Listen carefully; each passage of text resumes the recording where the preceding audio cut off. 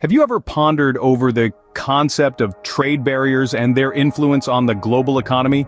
Strap in as we're about to dive deep into the intriguing realm of international trade, tariffs, and quotas.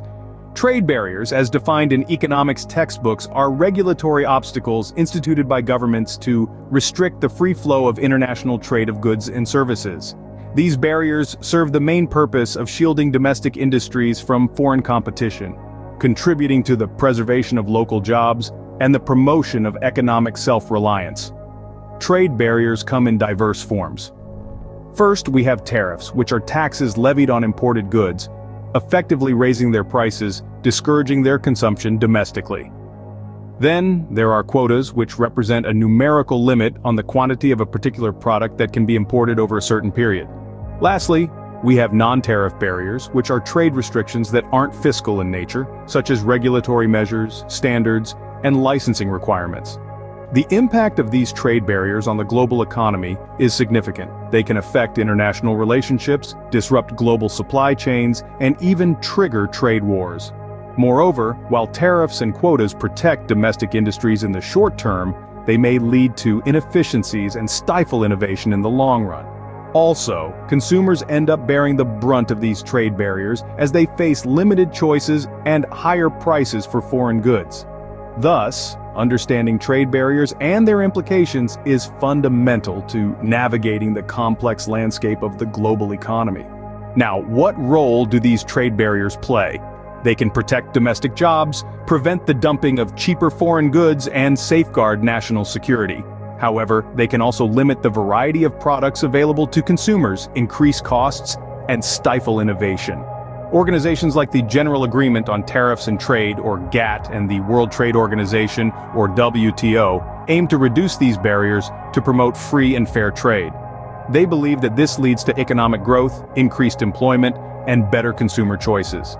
Moving on to tariffs, what exactly are they? Tariffs are taxes imposed on imported goods. They can be specific, where a fixed amount is charged per unit of goods, or ad valorem, where a percentage of the value of the goods is charged. The impact of tariffs can be complex. They can protect domestic industries but also lead to higher prices for consumers. Economically speaking, the effect of a tariff can be illustrated through supply and demand diagrams, where the tariff shifts the supply curve upward. Non-tariff barriers are another form of trade restriction. These include import quotas, licensing regulations, and administrative and technical barriers. While they might not directly affect the price of goods, they can limit the quantity and variety of products available in the market. For instance, India's exports have often been affected by such barriers, especially in sectors like textiles and agriculture.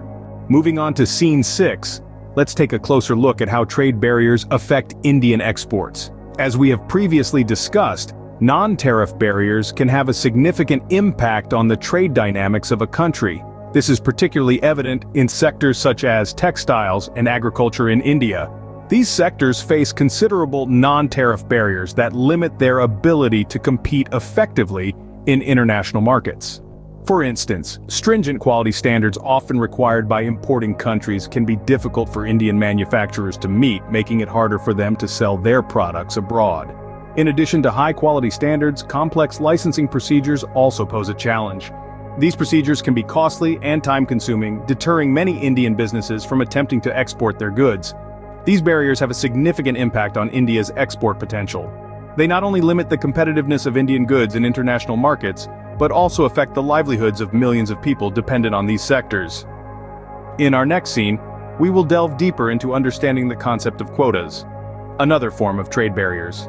Quotas, graphically represented and defined by the International Monetary Fund as a type of non-tariff barrier that limit the quantity of a particular good that can be imported during a specific period, play a vital role in international trade. There are two types of import quotas, and we will illustrate them both.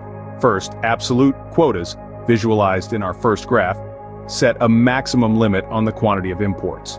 As defined by the World Trade Organization, these are limits beyond which a country won't accept any more imports of a certain product. Secondly, we have tariff rate quotas, which apply a lower tariff rate on imports within the quota than on those exceeding it. To understand this concept better, let's refer to our second graph. As the OECD explains, Tariff rate quotas allow a lower tariff rate on a specified quantity and require a higher tariff rate on quantities exceeding the quota. Like tariffs, quotas protect domestic industries, a fact demonstrated in our third graph. However, they can also limit consumer choice and lead to trade imbalances, as shown in our fourth and fifth diagrams respectively. Again, the effect of a quota can be depicted using supply and demand diagrams, which we explore in our sixth graph. So let's delve deeper into the difference between tariffs and quotas, particularly looking at their impact on domestic industries, consumer prices, and international relations. Tariffs and quotas are both trade barriers, but they operate differently. Tariffs primarily affect the price of goods. They are a tax levied on imports, and they serve to increase the price of imported goods. This makes foreign products more expensive and less competitive in the domestic market, thereby protecting domestic industries from foreign competition. However, this can escalate consumer prices, as domestic companies might raise their prices without the threat of cheaper foreign competition. Quotas, on the other hand, affect the quantity of goods. They set a limit on the amount of a specific product that can be imported over a certain period.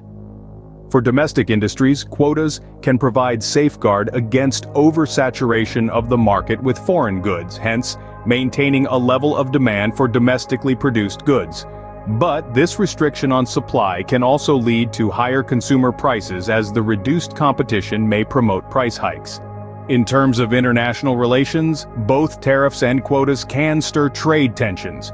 While they protect domestic industries, they can provoke retaliation from trade partners, potentially triggering trade wars. Hence, while tariffs and quotas serve to shield domestic industries, their implications for consumer prices and international diplomacy need to be carefully considered. To summarize, trade barriers are government-imposed restrictions on international trade, designed to protect domestic industries. They come in various forms, including tariffs and non-tariff barriers like quotas. Organizations like GATT and WTO aim to reduce these barriers to promote free and fair trade. However, these barriers can also have drawbacks, such as higher prices for consumers and limited product variety. Understanding these dynamics is crucial for both policymakers and economists alike.